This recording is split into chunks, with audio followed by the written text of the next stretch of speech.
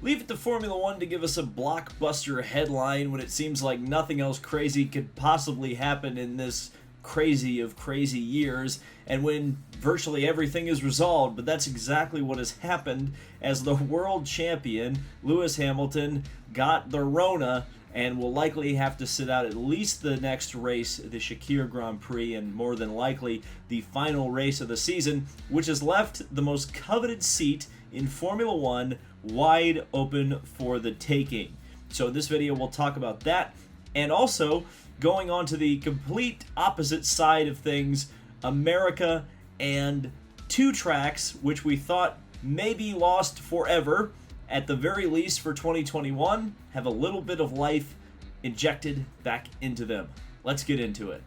And the first headline is something that kind of got buried by the Lewis Hamilton news, but Nikita Mazepin is headed to Haas F1 for next year. He is the first confirmed driver for that team in the 2021 season. The conventional wisdom would point to Mick Schumacher being the second full-time driver at that team. But again, we'll have to wait and see until things are officially announced. But obviously the big Formula One news is the fact that Lewis Hamilton tested positive for COVID-19. Now his symptoms are mild and he's, let's face it, in fantastic shape, almost certainly will recover fully from it.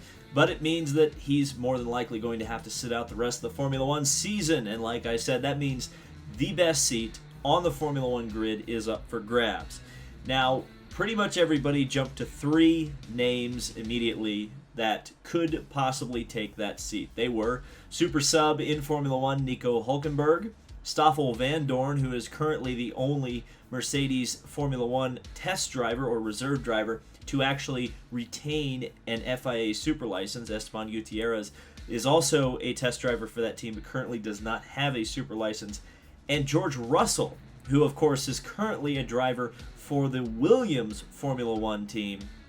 But as it is now being reported in the Formula One media, and I would take a wild guess that it would likely be the thing that is going to happen, George Russell is the frontrunner to take over this Mercedes seat for the last two races of the year. So let's talk about why that is a big deal, because George Russell really hasn't been able to show his potential in Formula One. And that's what's been really strange about George Russell in his career. He has, despite winning the Formula 2 championship, his contemporaries that were in that series moved up into Formula One and got better seats right off of the bat. Now, obviously, George Russell is involved with Mercedes, is in their driver development program, and so I suppose Williams was the place that they needed to place him, because obviously they were definitely not going to remove Lewis Hamilton from that team anytime soon. And Valtteri Bottas, especially when Russell was coming up, wasn't really a guy that they would have looked at replacing. Now in 2020, it's a totally different ballgame, and that's another reason why this is so important if Russell does end up getting the seat. And I certainly think he deserves it, because if you look at some of the postseason testing that takes place every year, Mercedes uses Russell in that capacity, and he's almost always the absolute fastest, and it's not even close. He certainly has an incredible streak at Williams. He's outqualified his teammate on every single weekend he's been a Formula One driver.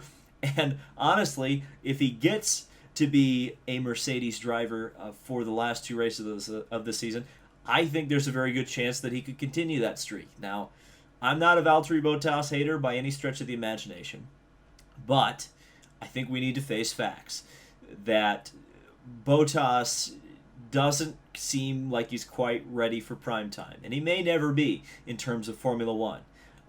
Lewis Hamilton has beaten him fairly handily every time they've gone head-to-head, and if George Russell manages to do it, again, assuming that he's the one who's going to get the seat, that spells disaster for Valtteri, because unless he goes out and wins the World Championship in 21, and even then, you start to think, well, even if Russell outperforms him and you've got a chance of having Lewis and George on that team, that could be a very, very potent 1-2 punch.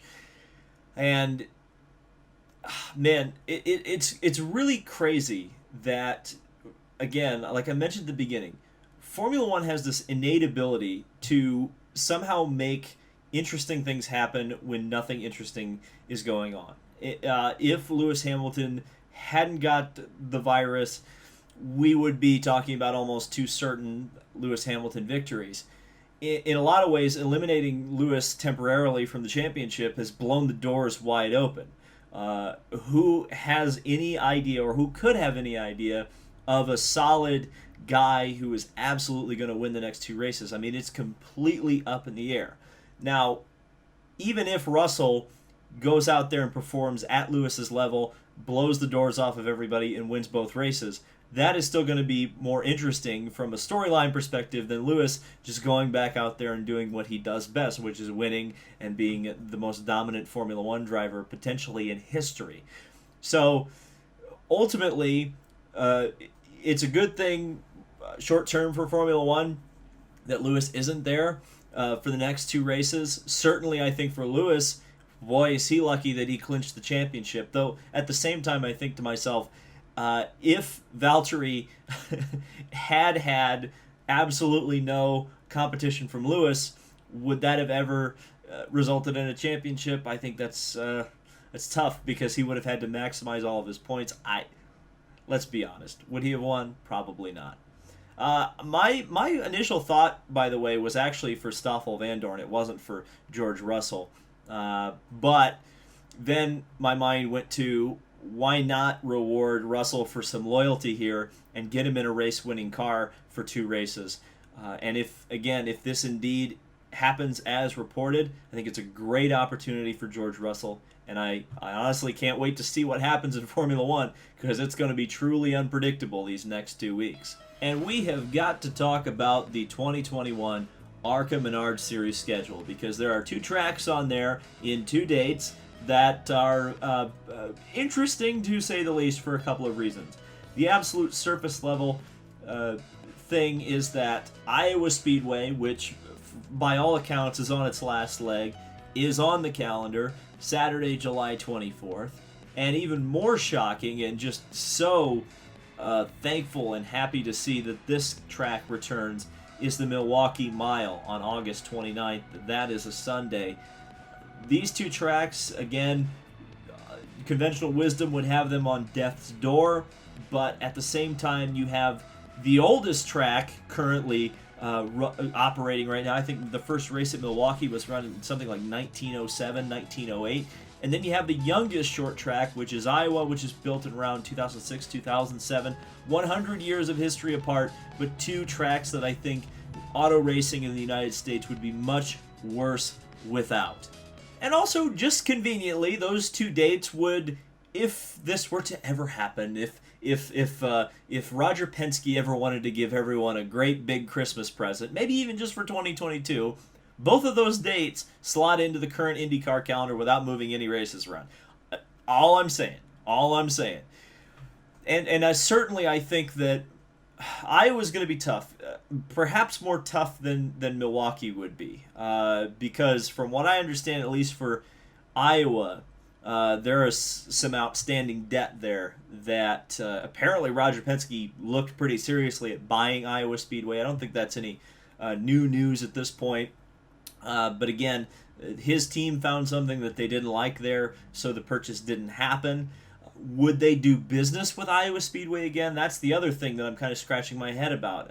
It's weird because, of course, as we know, ARCA is owned by NASCAR, so this is NASCAR using their own track. And we also know that the Iowa race this year was a track rental from IndyCar. So is there any realistic path right now to go back to Iowa? Not unless it's a track rental, which seems to be something that Roger Penske doesn't want to do next year, which more power to him, I guess.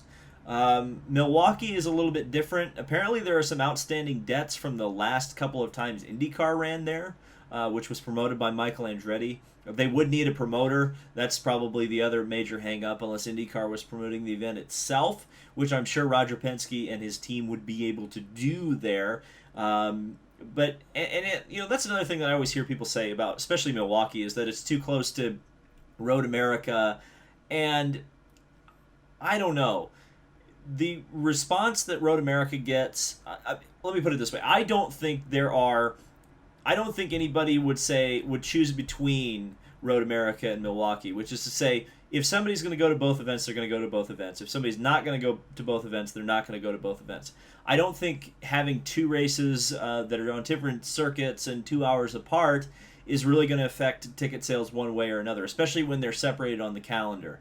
If this was some sort of a suggestion that maybe you run Road America and Milwaukee on back-to-back weekends, I could see that as something that's like, that's not very good. But I think you could probably swing running both racetracks and putting them both on the schedule. They were able to do it in the 90s, and I get it. Totally different time.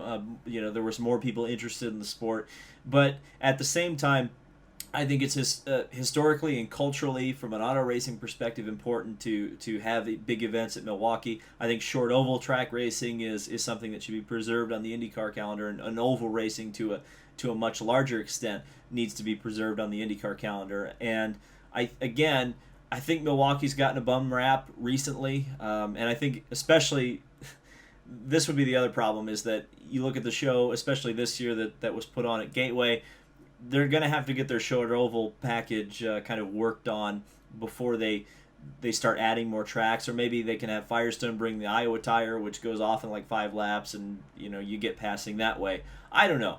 This is all spitballing, because ultimately at the end of the day, who knows if IndyCar would ever add any more ovals period to the calendar, much less Iowa or Milwaukee.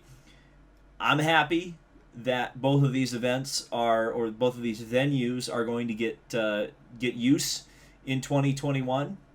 I'm certainly thinking about supporting Milwaukee for sure in the ARCA weekend. I think that's one that everybody should turn out for if you can, just to make sure that track and that community sees that races still can draw people, even if they're not super major, if they're just ARCA related. But yeah, I wasn't expecting Tuesday in December, the first day of December, to be this busy, but surprise, surprise, 2020 continues to bring out the surprises. So thank you guys so much for watching. This has been David Land on YouTube. Subscribe for more motorsport content, and I will see you in the next video.